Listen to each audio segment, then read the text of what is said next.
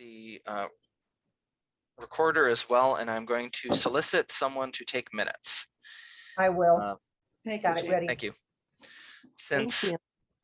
we're brought together here as an ad hoc committee with 3 members of the library board, so we are functioning as, for this group, as a actual factual committee of the library board, and that means all the Open Meetings Act bells and whistles apply.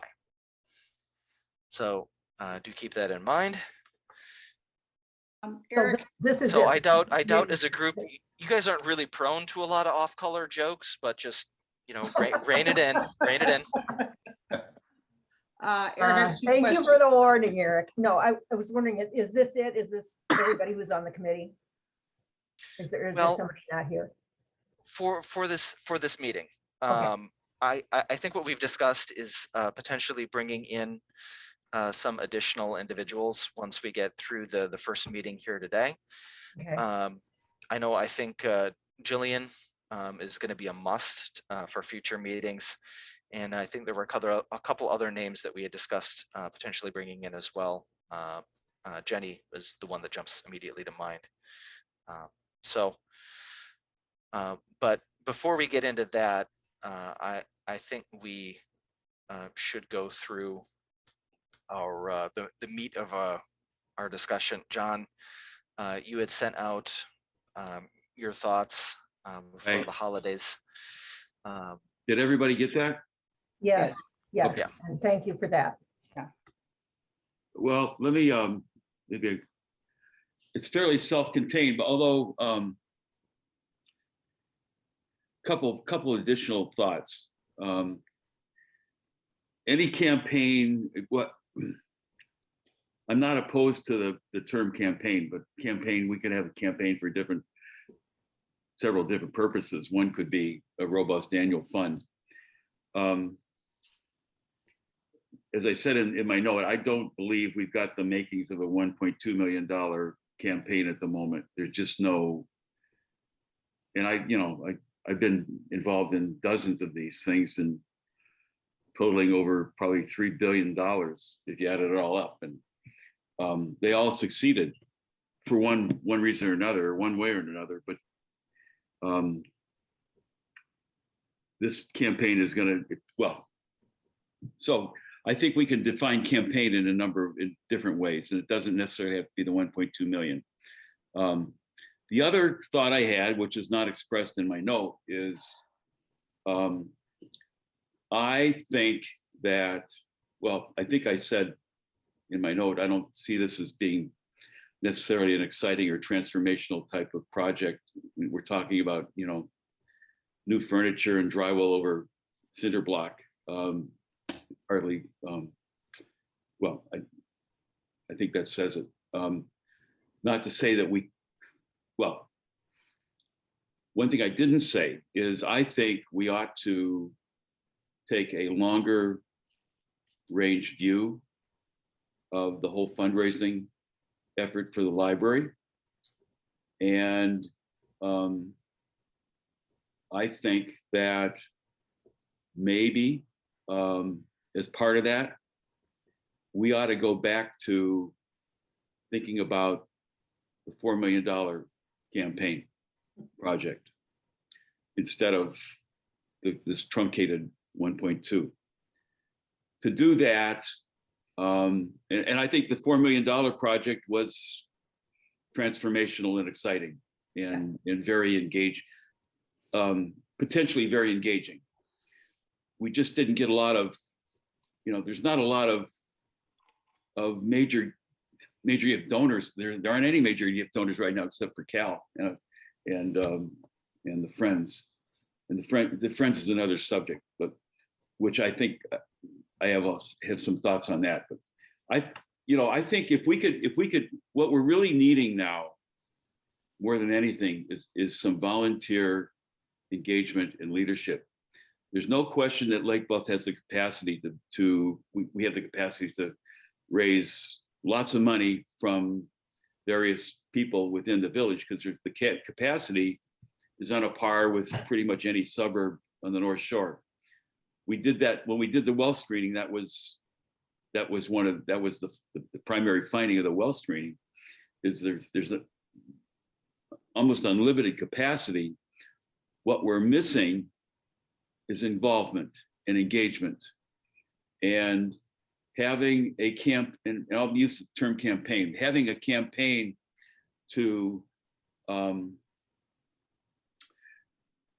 create a very vibrant and successful annual fund for the library with various levels of recognition and it's called a premier level $1,000 donors would be a way of starting the process of moving towards the 4 million or 5, whatever it would, I'm sure it probably goes up, maybe a $5 million campaign, but having a successful transformational campaign down the road, once we're able to secure significant annual fund donors and also along with that significant volunteer engagement and leadership. So, and the best way to do that is to have, a very vibrant annual fund, which people are giving to and excited about. And along the way, it's possible that annual fund could also pick off various components. I don't know how much the $1.2 million campaign could be segmented, but it's very possible along the way that annual fund could pick off various parts of the $1.2 million and get it done so that it doesn't necessarily have to be included in the ultimate $4 or $5 million campaign. And fund such things that the Friends aren't going to be very excited about funding. Now back to the Friends, and I've thought about this, and they remind me a lot of the Rome Center annual alumni board when I took over at Loyola. Very entrenched, and they raised some money, but their major engagement was trying to figure out how to give it away. I mean, their major excitement in being part of that group was, how are we going to fund whatever it's giving it away, not getting it. And my sense is the Friends are sort of like that. They like the idea of, okay, we'll give them a proposal for this or that, and then they can sit around and talk about what to fund. Case in point, the fireplace, and a year ago, technological stuff. And I think that's their, more than getting, I think they like the idea of being able to decide where to give it. I may be misreading that, but I don't think so. I would not let the Friends, if the Friends wanted to continue to do what they're doing, I guess we can't stop them, but I wouldn't let that stand in the way of creating a robust annual fund where we can decide where we get the money, and then we can decide what to spend it on without checking with them if they're still around. So maybe I'll stop there and see what you guys think. Can I put something in here? Honestly, John, probably about a half hour ago, I read what you had written, and that combined. I'm sorry, I didn't send it. I'm sorry, I missed.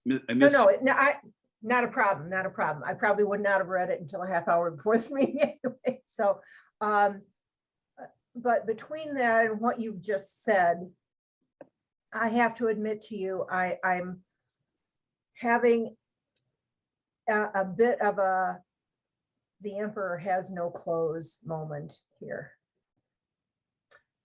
And I thank you for articulating so well the doubts that I've had niggling at me for some time now.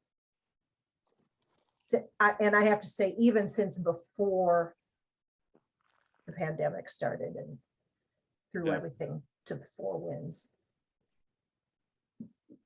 Well, even for a $1.2 million project, you need major gifts, and not, Mhm. we're not talking 10,000, 5 or 10,000. You need, 100,000, 200,000, Mhm. 75, some 50s, unless you're going to find one person. As I mentioned, maybe one person wants to fund the whole thing. Mhm. I don't know that I don't think we've got that person right now. Ordinarily, I've done a lot of research on this, and ordinarily people won't give 25 or 50 or 75 or 100 unless they're already giving at $1,000 level. And I don't know how many, if any, we have of those. And they would come mainly through the friends, I guess.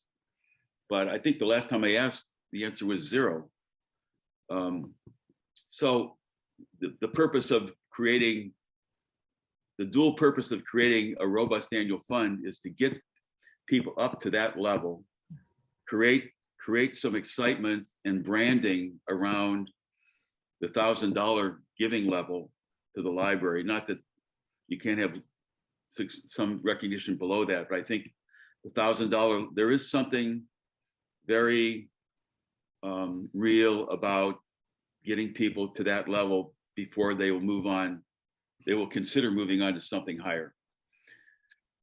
So, and along with that, you get, this is not, you would have the ability to create a volunteer leadership group around the creation of that fund that could then perhaps morph into a campaign, a real campaign steering committee for a transformational $4 or $5 million project, which we talked about initially. Moving out that really is exciting when you're talking about expanding the footprint and all that goes with it, as opposed to what we're talking about now.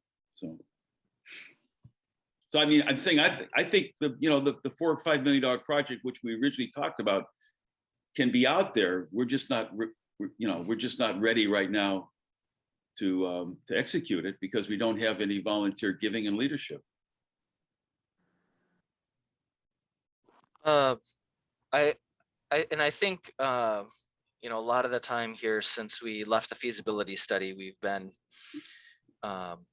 really touched on that message with the community when we've been engaging with folks that the reason why we were looking at breaking things up in phases and whatnot was for a lot of the reasons that you mentioned, that the big takeaway from the feasibility study was that there was capacity in the community, that there was a lot of goodwill towards the library, but that there was no connection forged there between donors and the library, and that we needed to do that. We needed to connect with people. We needed to start building philanthropic relationships and start laying that groundwork.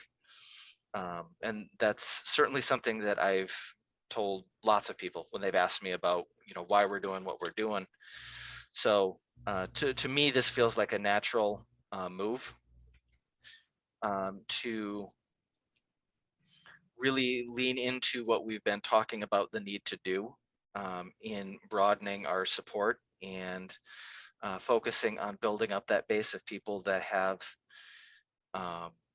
contributed at that 1,000 or more level and committed to doing that, preferably on a year-to-year basis. I think circling back to one of the other items that you mentioned, John, which was the friends. I think one item that we do have to our advantage is that the friends now do have a bunch of $1,000 plus donors that have. Yep. I don't know. I'm not aware of. So I don't know all the totals and details. I'll probably have more information here after they meet in January. But what I've heard from Eva is that they've had a number of family foundations that have come forward and made substantial donations, as well as having gotten some more substantial donations from members of the community. So Melissa, I know and I have discussed this, and I know Melissa is frustrated. Yeah. As this kind of, comes on the heels of the Friends very purposefully not including any information in their letter differentiating them from the foundation campaign. So I think that there's this is something we need to work out. Yeah, I mean, We can't. The Friends do good work. They're good people. We're fortunate to have them, but it's confusing. We're confusing Well, people. We are yeah. definitely confusing people right now. Janie, I'm going to jump in, Eric, if you don't mind. Go for it. Melissa, Eric, and I met in, I guess, December, well, after the December 3rd meeting that you attended, the presentation to the public. And as well as any of us, that it didn't go particularly well. There was very low attendance, not for a significant effort that Melissa made to entice people, encourage people to follow up with people. And she did a great job. The interest wasn't there for many, many reasons, undoubtedly. So that kind of turned on the light bulb for us. And then Jon and Melissa have been meeting, and Eric and Melissa and I have been meeting, and Eric and Melissa have been meeting. So we decided it was time to just kind of all get together. And I wanted to include you so that as vice president, you knew what was going on. People would say to you, how's the campaign going? And you need to be up to date as far as the rest of us. So we decided to put this group together to report to the full board, but I don't know. One of the things that Melissa came back to us and suggested was the need for an annual fund, which is what Jon's talking about now. Eric and I aren't opposed to that in any way. I happen to think it's a really good idea. I like the $1,000 threshold. I like building it up and acknowledging people and building on that. But our question was, so how many times can we rewrite the story and get away with it? How many times can we go to the same small town and say, well, now we're going to do it this way? It's no longer youth services, or it's no longer this. Eric pointed out, he recalled very well that Cal Stroh had said when we backed off of the $4 million project that was going to kind of cave us in, that we were going to not have any success. It was either you go for the whole shebang or you don't. So that's what she told me when I interviewed her. Yeah, and she's said that many times since then. So I guess what Eric and I, and we weren't disagreeing with Melissa in any way. We were just saying to drop Melissa pointed out, rightly so, other people have pointed out, this is not a capital campaign. A lot of this is just capital expenses that need to get taken care of, and you don't donate money to paint the walls, sort of a thing. So we were kind of on the wrong track with that, and we need to take care of our own business as best we can. But whether we call it the campaign, capital campaign, annual fund, I just hope that we as a small group to become a larger group can decide once and for all what we want to be doing, so that we don't frankly end up like a lot of schmucks walking around town saying, well, we've changed our mind again. The only rule of campaigns is you can't fail. Yeah. And right now we're on a track to fail. Yeah. We haven't gone really public with the 1.2 much. So, I mean, my thought was, in building up a robust annual fund, we can call it a campaign to support youth services, and not put a $1.2 million price tag on it. But the goal of raising this money is to provide capital support for the youth services program at the library, without a big number on it, but an identity which would, I think, possibly excite people or encourage people, so they know what they're giving towards. I'll give you an example. At the university, instead of having a general annual fund, which we had, we designated the annual fund. Well, the most popular thing for people to give to at universities is scholarship support, because they feel like they're giving to, they're not only giving to the university, but they're giving to support a person. There's an identity of a person, not just giving to bricks and mortar, okay?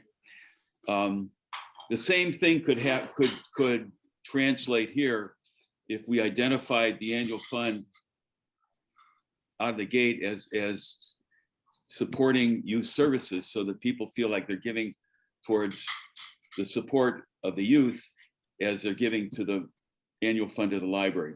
And we can call that the campaign to support youth services. I'm not opposed to using the term campaign. I'm just wary of using the $1.2 million number, because we're not going to get there in the short term. And then we end up with egg on our face and trying to explain why we didn't get there. Just out of curiosity, Yeah. you know, some of the materials we put together is this growth. There's a symbol of the leaves and growth, either grow or growth.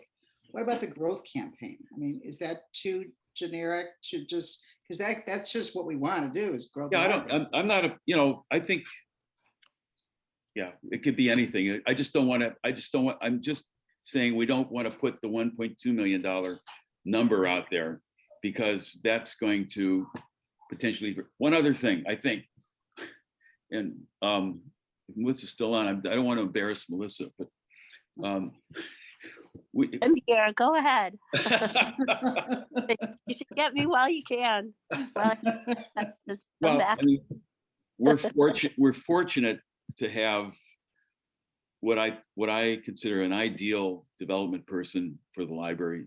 Oh, thanks. In the person of Melissa. And Thank you. I think having, and I don't see this as a misdirection, I think it's just kind of reformulating what we're about in terms of campaigning, and maybe taking a longer view of where we want to go and how we want to get there. And it would be, let me just say it bluntly, we're not going to find another Melissa to help us out with this. We just aren't. So And we don't want to. and we don't want to. Yeah. I know. Right. You know, so having kind of shifting in focus here a little bit would give Melissa an opportunity to really focus and put some energy and excitement into creating a robust annual fund, branding it, how are we going to steward it, how are we going to promote it, all that sort of thing that goes with trying to raise money, you know. Right. So and the Friends, and I could be wrong about this, but the Friends' main effort is a year-end letter, right? Right. Yeah. And they don't ask, I don't know if they put, a lot of the traditional annual fund practices, I'm not sure are part of their protocol, asking people for specific amounts and doing email solicitations and follow up and all that sort of stuff. This is their letter. This is their letter. Yeah. Yeah. It's And just that's one basically side. it, right? Yeah, that's all that they do. Yeah, but you know, where we're at right now, I know is even to the extent that Melissa and I had discussed that there was someone that Melissa had talked to, and they specifically had said like, you know, like, oh, I'm sending in the money, you know, I send it off to the library, you know, and that was, you know, talking to them about their support for the foundation. Well, that was money that went into the Friends in response to their mailing. So we just need to find ways to differentiate and make clear. You know, I think one of the best ways on that might just be, you know, getting them as involved as possible, and you know, pulling them in as close as we can with what we're doing with the foundation. Yeah. Since you know, the tighter that connection is, the less meaning there is to any, you know, any differences between. Yeah, So- no, and I agree with all that. The sticking point is going to be who gets to say how to spend it. Yeah. Yeah. I think that's where they get their cookies. Sometimes literally. They're Um, fond of baked goods. I think it's very realistic and they're very easy to work with. I think we need to request an audit of the most recent campaign with Melissa's targeting specific potential donors that they may have seen as a first round donor who are probably responding to Melissa's entries, as well as Eric, with the situation he discussed, a friend of ours told Jack he just sent a check to the friends we never got, or to the library. It never arrived. It probably went to the friends. Now, is that are those gifts entered into Little Green Light? No. I don't have them. They should, every gift, everything that the library receives, whether it's from a gift from, excuse me, whether it's from a friend's solicitation or something on our behalf, on the foundation behalf, should go in to Little Green Light. It can be categorized as we'd like it to. It could be categorized as a friend's gift, or it could be categorized as a growing campaign gift. Every gift the library receives has got to go in. This is how we're going to build our giving pool. Right. At the very least, we've got to follow up with these people. We have to write a thank you note. We have to approach them again in 6 months and say, thank you so much for your gift of $25. Our next giving cycle is coming. Would you consider a gift of $100?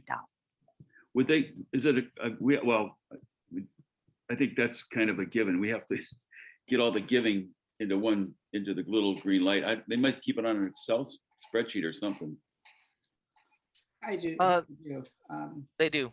I think they might actually even have a Little Green Light subscription. If I remember. Yeah. On their own? Wow. Yeah. No. Eva, who is the Eva Javier, who's the treasurer again, after a year off, is pretty thorough and organized with keeping track of things for them. So here's another thing. Yeah. I'm sorry, I'm kind of bouncing around, but we should give some thought to how we brand, like the premier giving level of $1,000.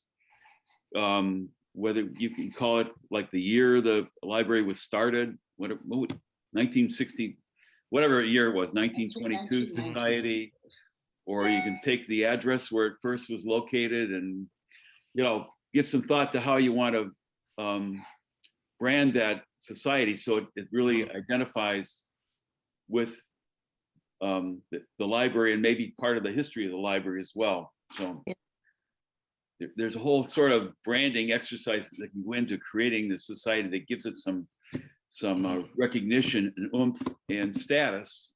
Yeah. And anyway, I think Jillian would be very helpful with that. That's part of the whole thing. How do we brand it? Yeah. Do we have different levels? 250, 500, 1,000? What do we name them? Yeah. All that stuff that that goes into kind of normal annual fund work. And then we could.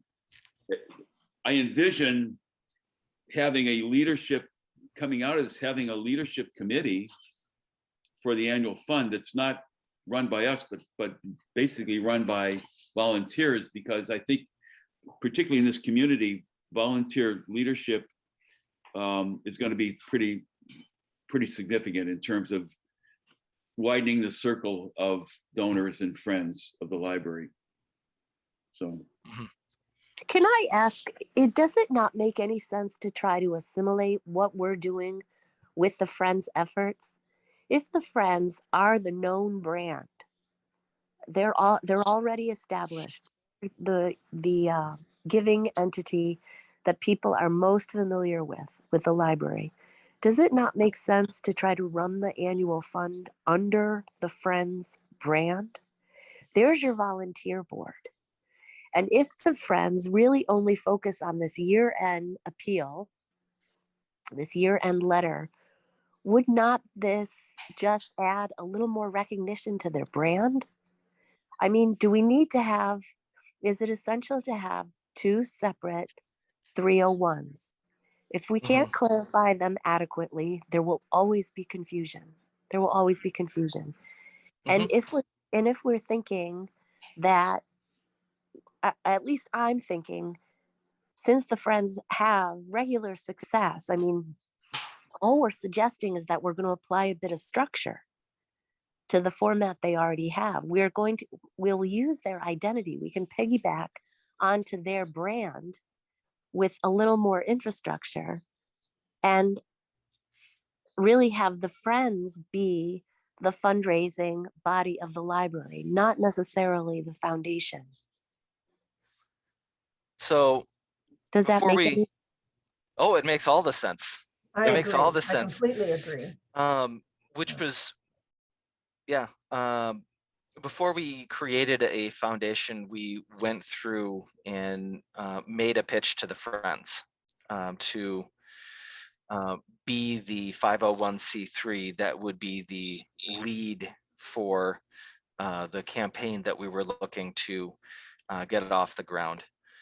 And they discussed and they said no. So who discussed? The Friends. The Well, board as it stands right now with Eileen as chair? No, Yes. no, Eileen was already chair at that point. I am not sure of that. And certainly the younger individuals on the board now were not on that board. Yeah. I'd Yes. like another crack at it. I'd like to go Yeah. back to them and pitch this to them again. This is what makes sense. Yeah, This is honestly just common sense. This is not what we're suggesting here is not hard. We have enough people. We have enough resources. We can do this. The goal now is just to make the message as clear as possible and to create something sustainable. So if we can use the brand identity that the community is most familiar with, the Friends, and apply a little more organized infrastructure, the way we're talking about these different tiers of giving, maybe we start with that year-end appeal being the first,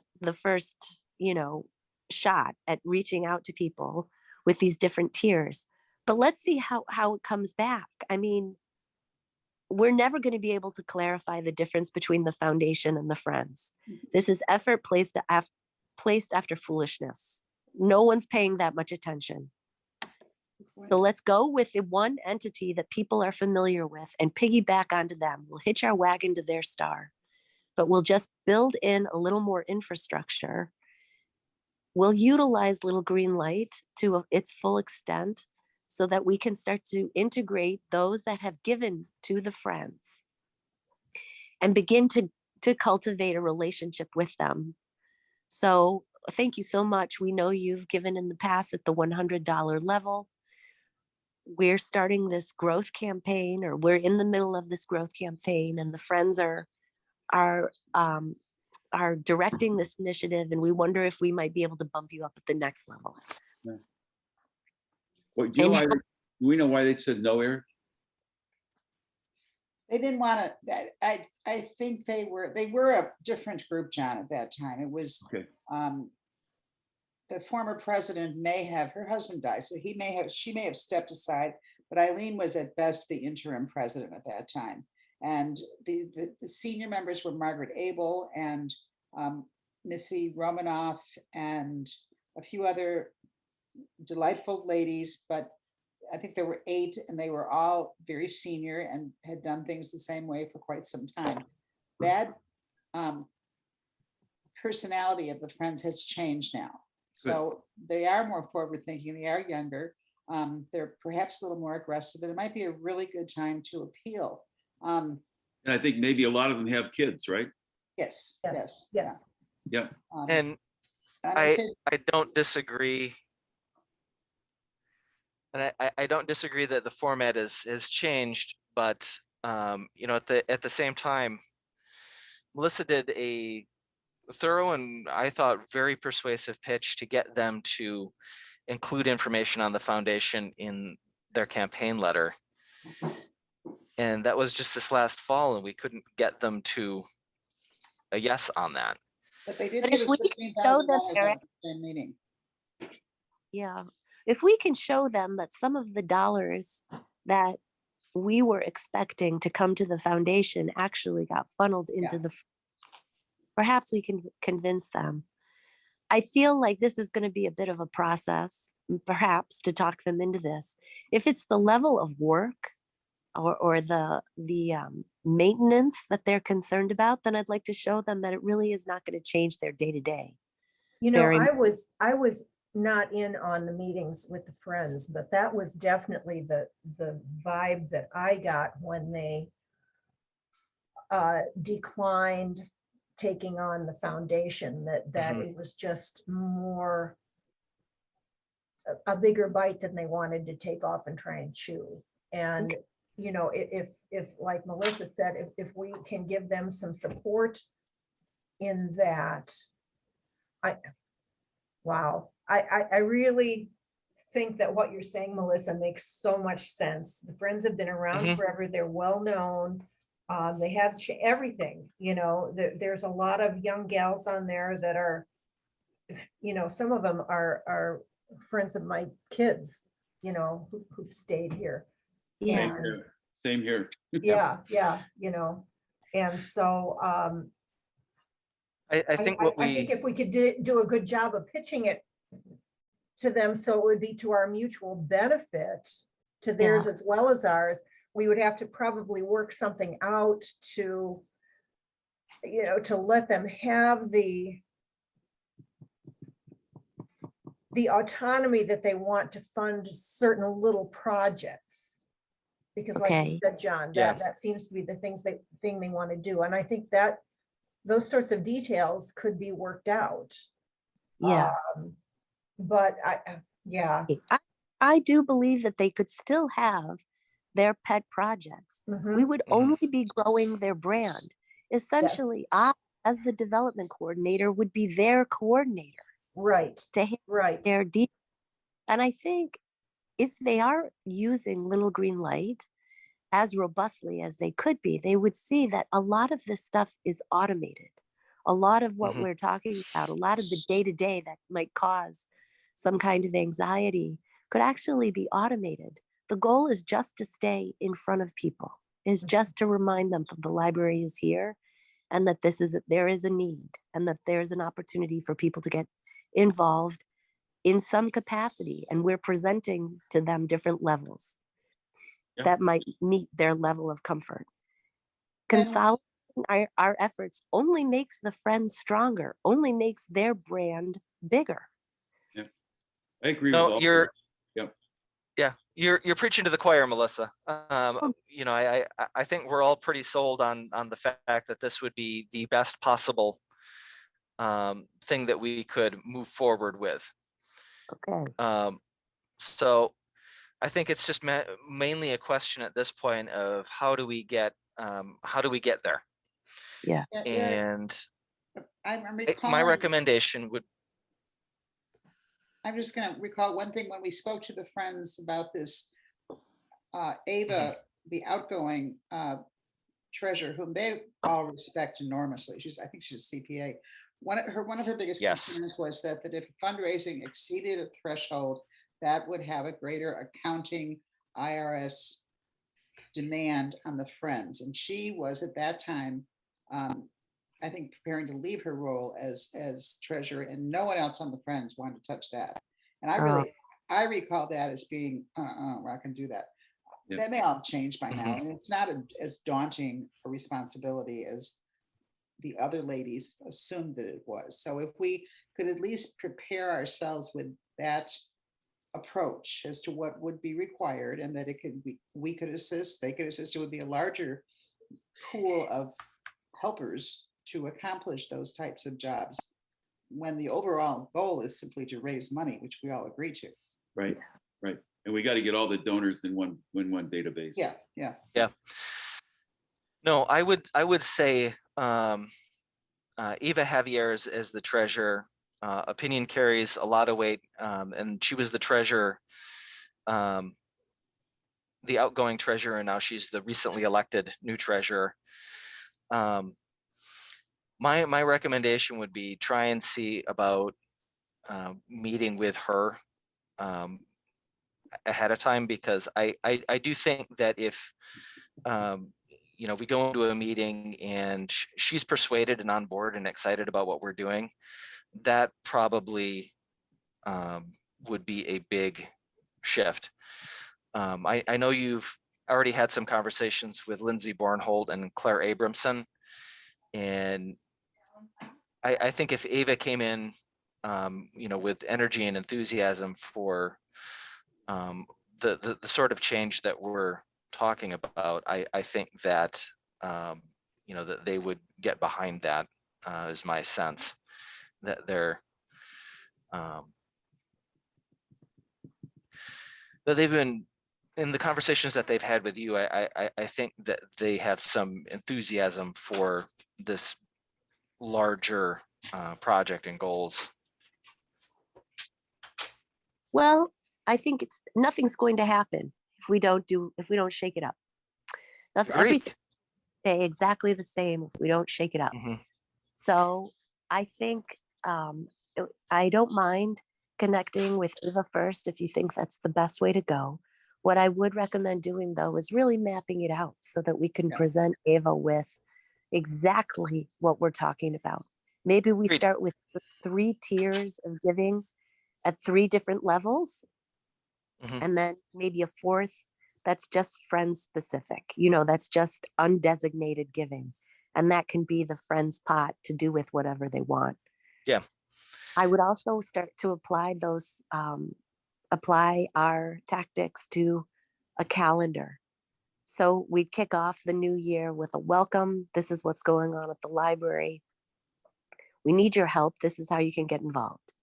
Maybe we do 2 times of giving. Maybe once. What's the fiscal year for the calendar? Does it end in May, Eric?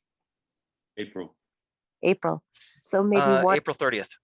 So maybe one at starting in March, ending in April, and then a second one starting in end of October, ending at the end of December. Maybe those are the 2 major pushes we have to start. One special event, because it sounded like that's all Jillian wanted to accommodate to begin. And then just The website.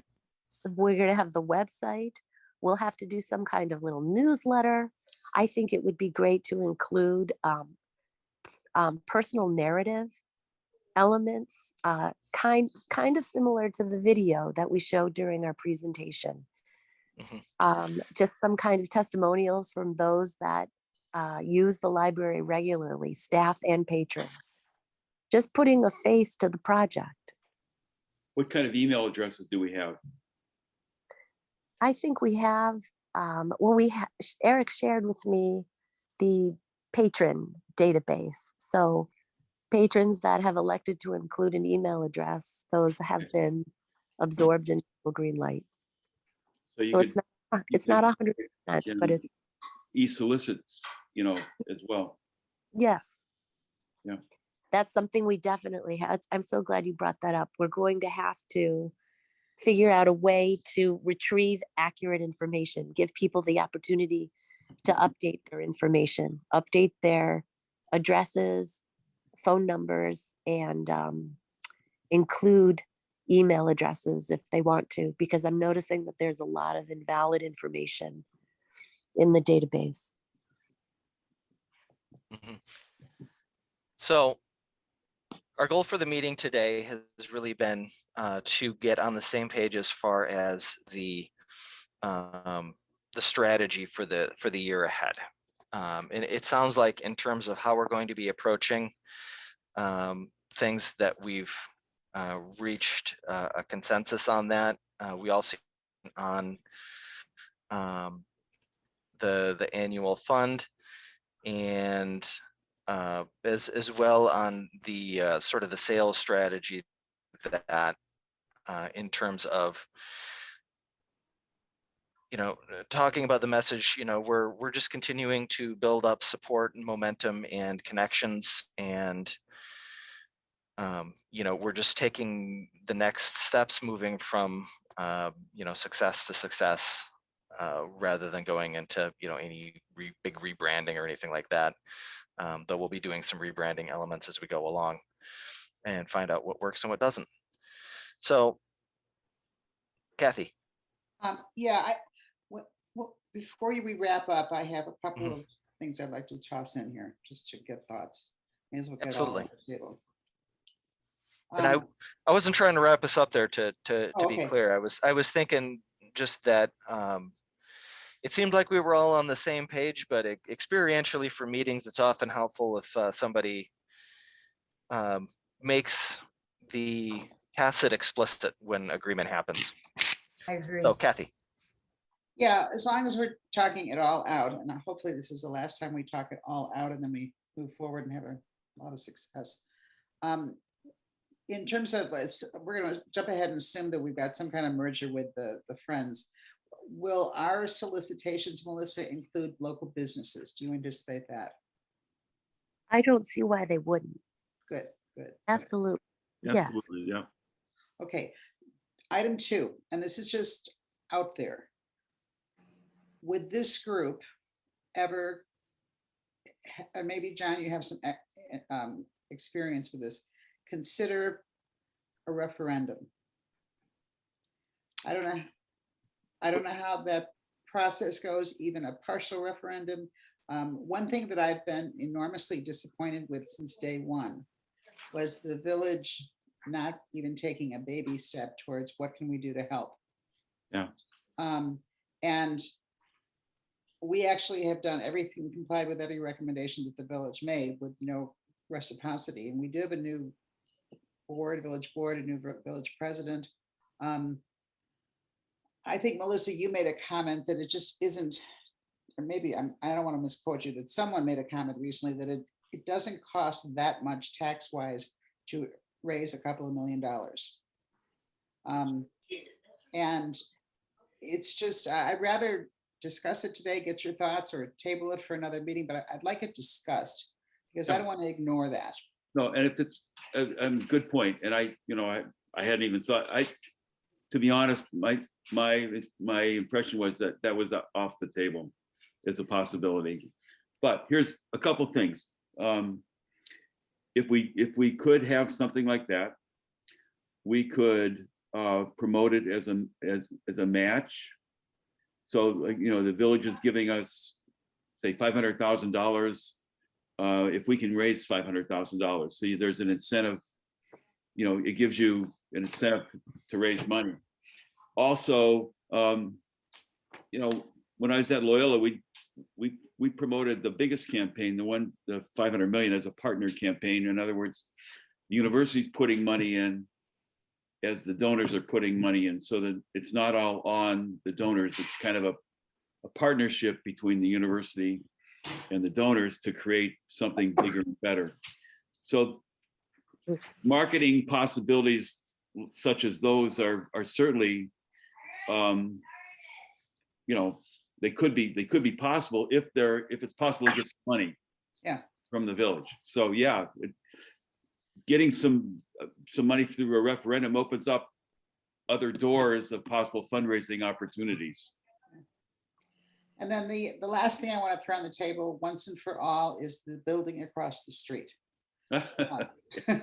So we got back into that conversation in December, and last time Melissa and Eric and I met, the recommendation actually from Brad Anderson down the road at Griffith Grant and Lackey was, why don't you just call the owners and ask them to give it to you? It's an extension of the Creeders family as a legacy and all the buzzwords, and just give it to you because they can't sell it, and it's just sort of a stuck over there. So I offered at the last meeting, I said I'd be glad to call Brad in January and just say, how do you go about this? So we can do that or not. Melissa, I believe, I don't know if she did a head count, but a whole lot of people asked her, what about the building across the street? So do we discuss that? Do we go through a process and just? When this came up before a couple of years ago,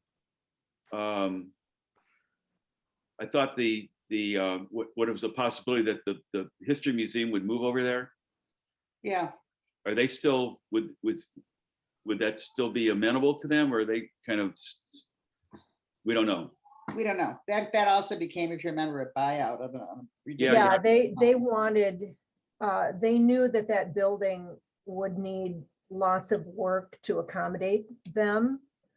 I mean, it's going downhill. There's Yeah. no way it couldn't be going downhill. Yeah.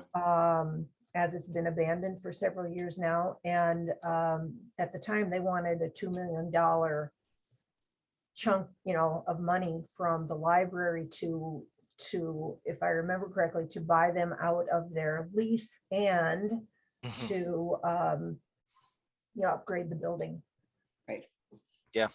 But, and was absurd, obviously, it wasn't gonna Yeah, happen, and yeah. well, I don't wanna reopen that discussion.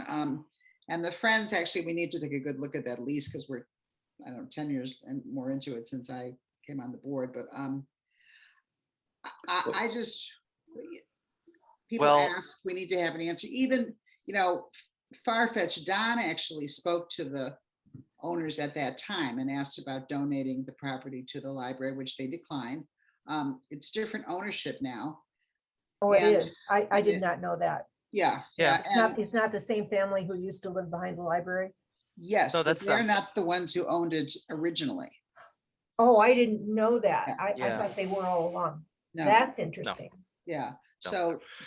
so Eric, or excuse me, Brad suggested, why not just, okay, he explained that it was on the market for about $1.1 million. It had been a lease property, which was greatly overpriced because it was being marketed as premier office space in the basement, which it's not. Then it Right. went on the market as just as a sale. It's overpriced, it's been empty, it's tainted, et cetera, et cetera, et cetera. The owners are now living in France indefinitely. They were part of a family business that sold, and they did very well with that sale. So Brad actually said, there might be a tax advantage long-term to them making a donation of this, blah, blah, blah. So it's a question we could ask once and for all. Even if and let's just say remotely crazy, we got the thing and didn't want to do anything with it because of the cost, it is property that we could perhaps, it's an asset. And is that just barking up the wrong tree, or is that something we should make 2 or 3 phone calls with and say, What's What do the we have- harm in it? What do we have to lose? What do we have to lose? And isn't that exciting? Isn't that the best way to generate some excitement? Excuse don't I get too would- excited, Melissa. No, I completely agree. I think there are a lot of folks in town who would like to see something happen with that property. I really, Agreed. really do. I get asked about that fairly regularly too. Yeah. So I would submit as well here that one of the things that the lease does provide for, as generous as it is to the museum, it was not written for the current library space. It was written for the frame house that was originally purchased, and then it was never redrafted to actually reflect the existing building. So the clause in there, as a result, doesn't provide for any particular space. It just says that the library will provide an equivalent amount of space to X amount of square footage. So I do think that we would have the option then, if the library acquired more space at an additional location, to be able to say, look, the lease says that we have to provide X amount of space. We're going to even provide you more space than that. It's just not going to be In the library. right in the current building. It's in the part of the expanded library. That could be something that we would take a look at. That would be- And while the catch there on both sides would be that while the museum wouldn't be getting a big chunk of change to go with that, they would get to continue to be under the library's umbrella, which would mean still not paying utilities, and that the library would still be responsible for the property. You know, we would be able to move them because it would still be library property. I like that. So that does mean that the increased responsibilities would be on the library, but you know, it would also get us the space. Well, the village That's would have to. amazing, Eric. I did not know that. I neither. The village would have to agree because that takes a taxed property off of their books. So it would have to be zoned, whatever we're zoned, like municipal building. Yeah. So that would be another piece of the puzzle. So Yes. It would sort have of to be, sounds- yeah, it'd have to be an application to move it into a different, to zone it differently. Yeah. Yeah. So it sounds like it's worth of a couple of phone calls. Sure. Yeah, definitely. Does everybody agree to that? Yeah. I volunteer to go to France to talk to the people. Right. Sounds like a good deal. I don't know, as we've got the funds to cover the business expense on that, Janie. Special envoy to France. There we go. Does anybody speak French? Not me. Maybe they speak German. Yeah. I don't know. I do still have the email addresses for Claire and JB when they were next You door, do? because there were neighbor issues and Yeah. about fences and drop boxes and things. I had exchanged emails with them somewhat regularly before the pandemic. So that's contact information. As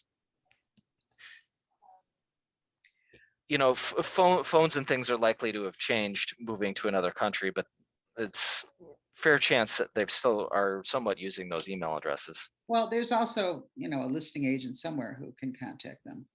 Yeah. Okay, then if it's okay with all of you, I'll wait till next week. I'll start by calling Brad Anderson, because Good. he was the Mhm. one who dropped this on me, and I'll ask. He was really helpful, so I'll just see if he Yeah. can kind of, and Melissa, when I've got plenty of time on this, whenever you are Mhm. feeling up to it, would you want to be involved in this discussion? Did we lose Melissa? Okay, well, I'll hold back and ask Melissa about that some other time. Here I am. Oh. Sorry.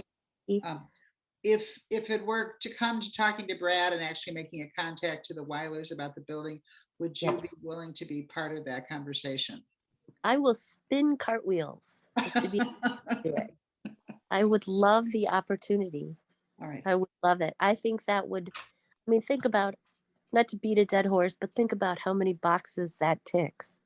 Yes. Any action in that direction. Think about how many people and entities that would serve. Right. And I think that could just get a real excitement in Oh yeah. the village about that. So, Yeah, I agree. hey, well, that's what I'll do next week. Wish me luck. Oh, thank you. Sounds good.